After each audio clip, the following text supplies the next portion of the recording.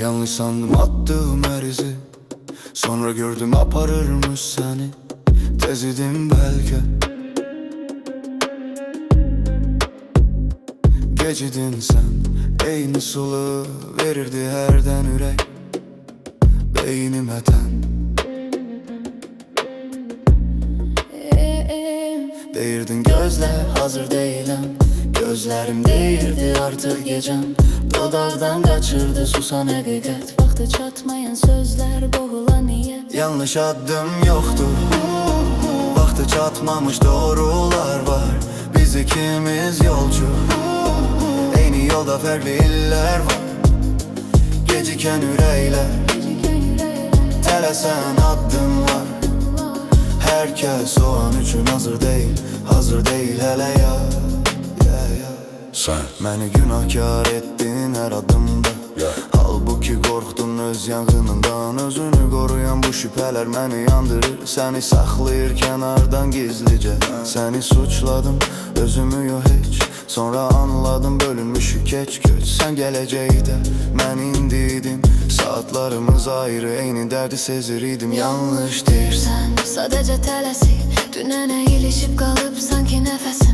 Sən başqa vaxtın adamısan bilirəm, saat fərqini ölçmür bu qəlbim, yenə də sevirəm. Sən sabahı gözlə, mən bugünü yandır. İki fərqli təqvim, eyni sevgi, başqa anlar. Hər kəsin həqiqəti doğulmur bir saatda, bəzən sevgidə qalır qaralama kağızda. Kəşkilər artır, kaş olmazdılar, şübhə ilə dolur hər boşluq, hər aralıq. Amma bil, buraxdığın itməyən izdi, vaxtı gələndə qayıdan adımlardı, gizli sirdi.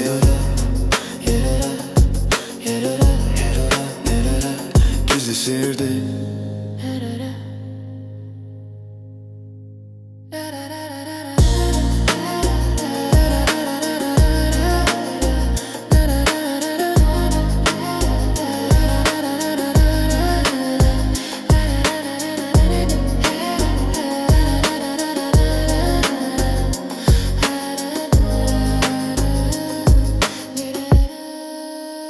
Yanlış adım yoktu, vakti çatmamış doğrular var. Biz ikimiz yolcu, aynı yolda farklı iller var. Geciken yüreğler, telesen adımlar. Herkes o an üçün hazır değil hele ya. Gel, günah aktarmaya gözümüzde yalnız gecikmiş. Cesaret var içimizde, sen o ana, ben bu ana. Hazırsız sevgi kaldı ortalıkta, havada, havada, havada. Yanlış adım yoktu, yanlış adım yoktu. Geniş attım yüzü, herkes o an üçün hazır değil, hazır değil hele ya.